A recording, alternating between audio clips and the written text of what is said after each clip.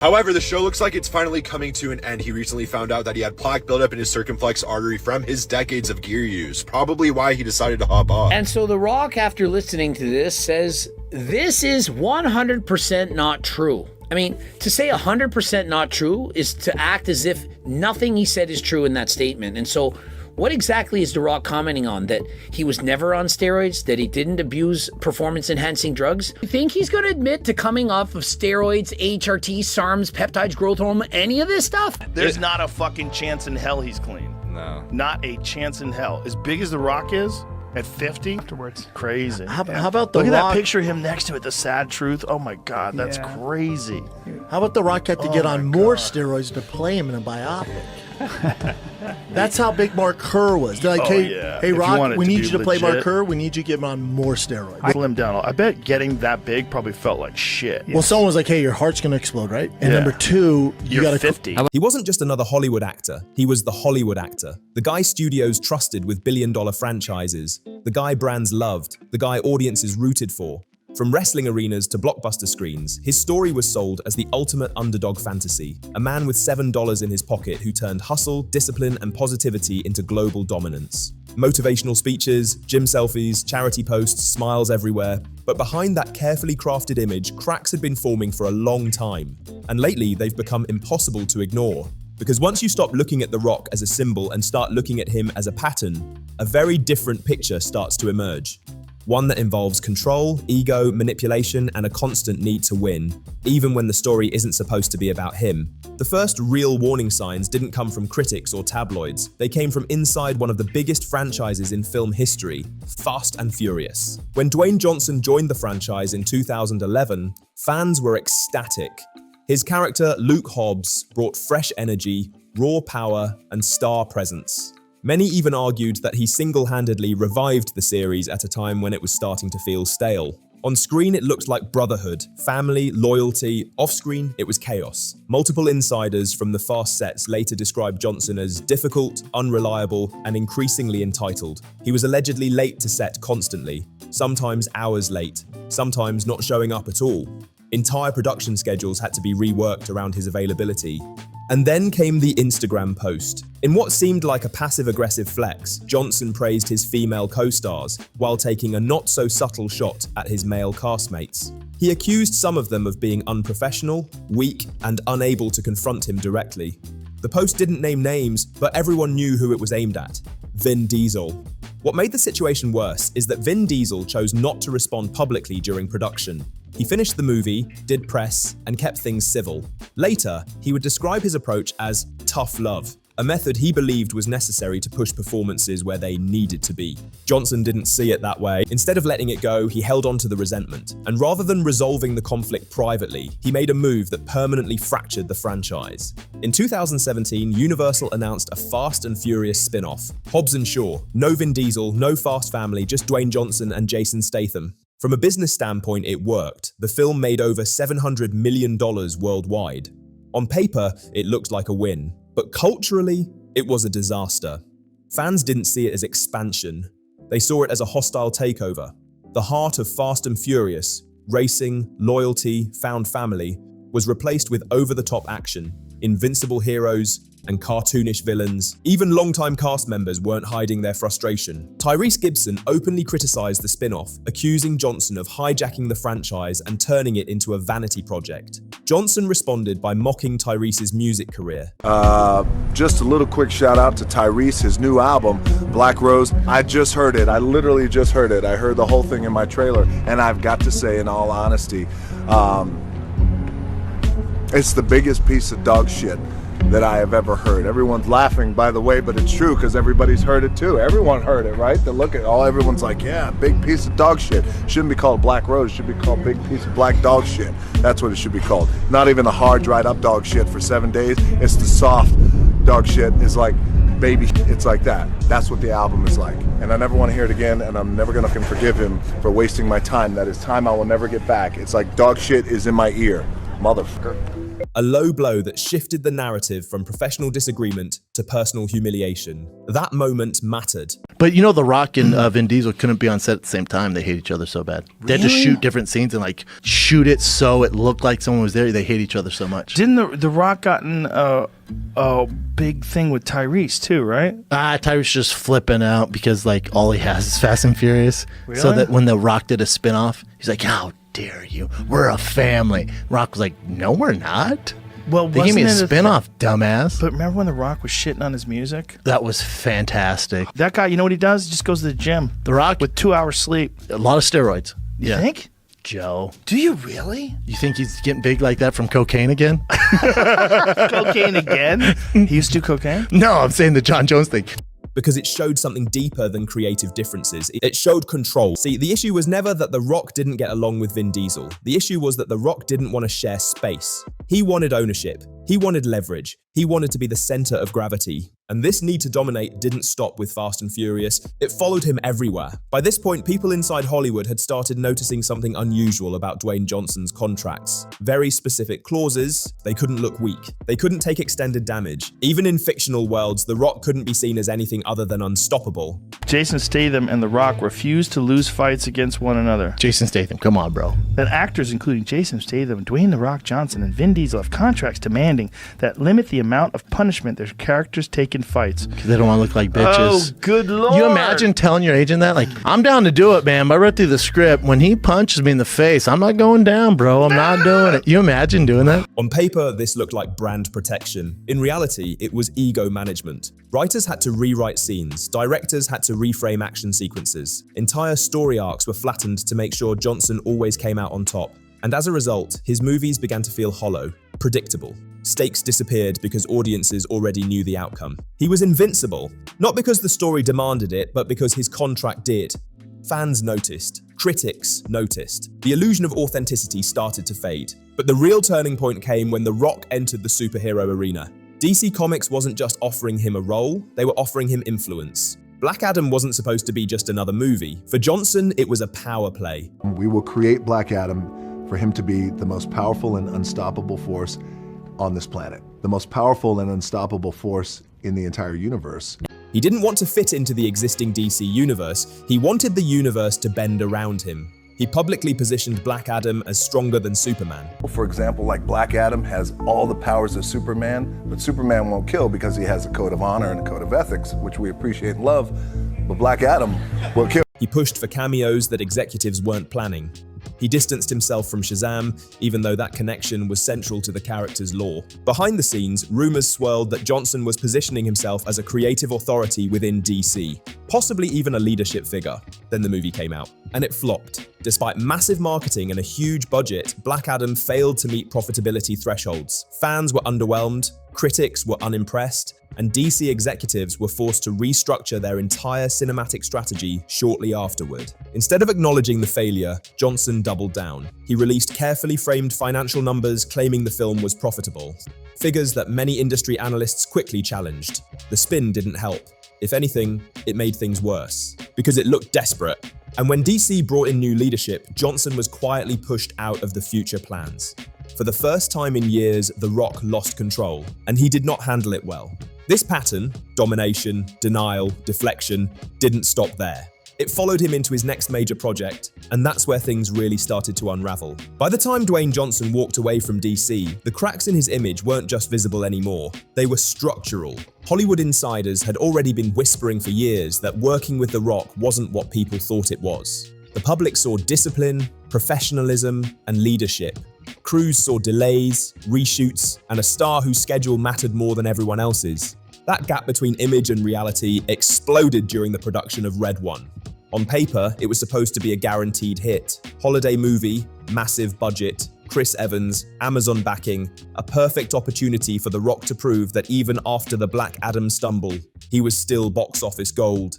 Instead, it became one of the most expensive cautionary tales in recent Hollywood history. Reports started leaking that Johnson was showing up hours late to set. Entire scenes had to be reworked because he wasn't there. On some days, he allegedly didn't show up at all. Crew members were left waiting while production burned money. And then came the detail that pushed the story from difficult star into what the hell is going on here. Multiple people involved with the production claimed that Johnson refused to use public restrooms on set. Instead, he allegedly urinated into bottles, which were then disposed of by assistants or production staff. It sounded absurd, gross, almost unbelievable, except Johnson himself had previously admitted to similar behavior in the past. Never seen before on the market in a training shoe. And I just realized you just saw my big bottle of pee. Look, I go hardcore when I train. I don't have time to go to the bathroom. I find a bottle, I pee in it, and I keep training like a beast. Amazon's team publicly denied everything. They claimed the production was smooth, the rumors exaggerated, and the delays unrelated. But numbers don't lie. The budget ballooned by tens of millions of dollars, release dates were pushed back, and when Red One finally hit theaters, it flopped hard. Another loss, another project where The Rock walked away untouched, while studios absorbed the damage. By now, a pattern was undeniable. Whenever something failed, it was never really his fault. Whenever criticism surfaced, it was reframed, softened, or buried beneath positivity and branding. And speaking of branding, that's where things got even more uncomfortable. At some point, Dwayne Johnson stopped feeling like a person and started feeling like a walking billboard. Energy drinks, tequila, shoes, headphones, gym equipment, skincare, supplements. Every Instagram post felt calculated, every workout video doubled as an ad, every authentic moment conveniently aligned with a product launch. Fans didn't turn on him overnight. It happened slowly, through exhaustion. People started asking questions. Why is a bald man promoting hair care products? My hair would have loved this 2-in-1 shampoo plus conditioner. Boy! This man has no business in the shampoo department. Why does every post feel staged? Why does every story sound rehearsed? Even the smallest inconsistencies started stacking up. There was the infamous fast food moment, where Johnson claimed he was trying a popular burger chain for the first time. It is Sunday night, approximately 11 p.m. It is Cheat Meal Sunday for all of us around the world, certainly for me here. And the reason why this is history in the making is because this is the very first time that I have ever tried an In-N-Out burger, or In-N-Out fries, or anything from In-N-Out for that matter. I've picked up some In-N-Out burger before through the drive-thru a few times for some buddies of mine. I've never tried it, so this is a first. Fans quickly pointed out older photos and videos showing he'd already been there years earlier. The caption was quietly edited. No acknowledgement, no explanation. It seems like every time In-N-Out Burgers puts a coin in his pocket, his mind is erased and he remembers nothing and he goes back to In-N-Out to promote. Individually, it didn't matter. Collectively, it did. Because it raised a bigger question. If he was lying about small things, what else was part of the performance? That question became unavoidable during the Maui wildfire controversy.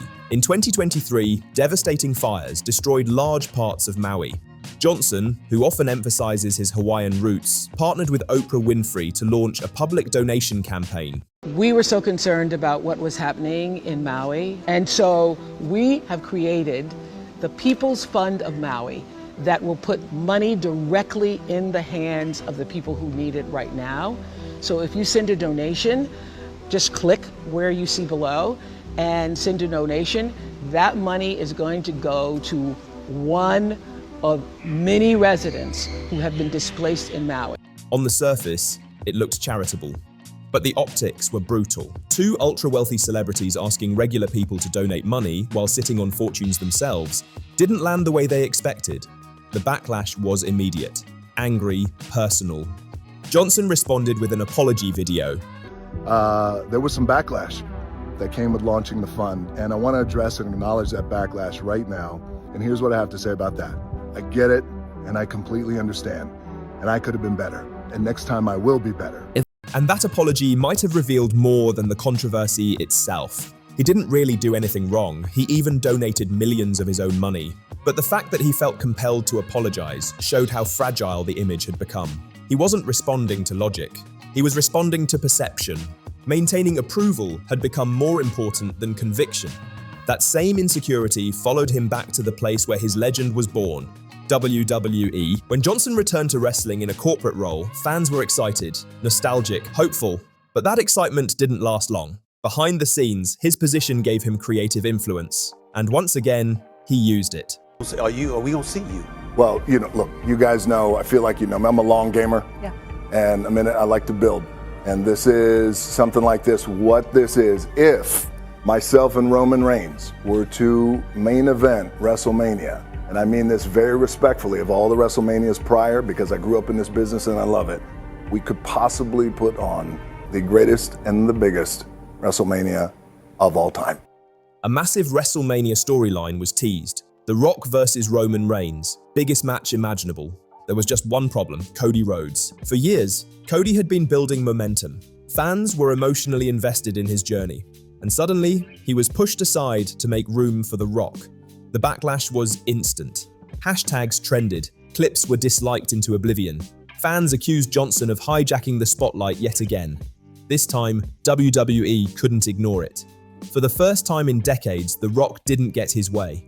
The storyline was changed. Cody returned to the main event. The Rock stepped back, and for the first time, the People's Champion was being treated like the villain. Then came the moment that truly unsettled people, the physical transformation. At the 2025 Venice Film Festival, Dwayne Johnson appeared noticeably smaller, leaner, less massive. The signature superhero build was gone. Some praised the change, others worried about health issues.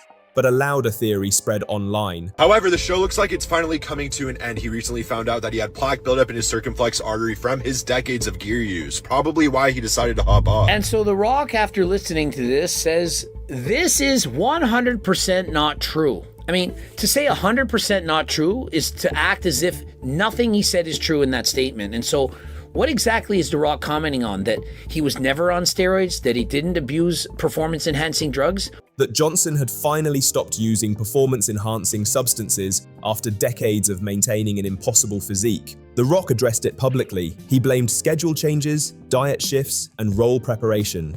What he didn't address was the steroid speculation. And that silence spoke volumes, because at this point it didn't matter what he said. Trust was gone. The public wasn't listening anymore, they were interpreting. Every denial felt calculated. Every explanation felt incomplete. Every appearance felt like another attempt to control the narrative. Dwayne Johnson didn't collapse the way other celebrities have. There was no single scandal, no arrest, no career-ending moment. Instead, something more dangerous happened. People stopped believing him. And in Hollywood, once the illusion breaks, it doesn't matter how strong you are. The fall is already happening. And this is where the story of Dwayne "The Rock" Johnson quietly becomes something else entirely. Not a scandal, not a cancellation, not even a downfall in the traditional sense. It becomes a slow erosion, because the most dangerous thing for a celebrity brand isn't controversy, it's disbelief. For years, The Rock built himself as the safest man in Hollywood. Family-friendly, inspirational, reliable. The guy studios could trust with hundreds of millions because he'd never rock the boat. The guy fans could admire without guilt. But over time, that image stopped feeling earned and started feeling engineered. Every setback had a spin. Every failure had an excuse. Every criticism was reframed as misunderstanding. Black Adam didn't fail. It was profitable. Red One didn't flop. It was ambitious. Maui Backlash wasn't tone deaf. It was misinterpreted. WWE Backlash wasn't ego. It was for the fans. At some point, the pattern becomes impossible to ignore. The Rock doesn't lose. The Rock doesn't apologize unless it benefits him. The Rock doesn't step back unless he's pushed. And that's exactly why the Venice Film Festival moment hit so hard. Because for the first time, the physical symbol of his dominance was gone. No superhero mass, no invincible frame, no larger-than-life presence. Just a man who suddenly looked normal. And when the body changes, people start re-evaluating everything else. The contracts, the control clauses, the on-set behavior, the business decisions. It all starts to feel less like confidence and more like fear. Fear of losing relevance, fear of losing control, fear of being exposed as just another actor who needed the machine to stay on top. The irony is brutal. The Rock spent his entire career trying to never look weak, and that obsession is exactly what made him vulnerable. Because strength without humility turns into arrogance. Discipline without flexibility turns into control. And branding without authenticity turns into distrust. Hollywood hasn't turned on him yet, but it doesn't need to. The audience already has. Not with rage, not with outrage, but with skepticism. And skepticism is what kills legends. Because once people stop believing the story you're selling, every smile looks rehearsed, every speech feels hollow, and every comeback sounds like damage control. Dwayne Johnson is still rich, still famous, still powerful, but the myth, that's gone. And once the myth dies, the fall doesn't need to be loud, it just needs time. Is this just a phase in The Rock's career, or are we watching the slow collapse of one of Hollywood's Hollywood's most carefully crafted personas? Drop your thoughts in the comments. And don't forget to like, share, and subscribe if you want more deep dives into the stories Influence Circuit was built to cover, where hype meets reality and the masks eventually come off. Because in this industry, the truth always finds a way out.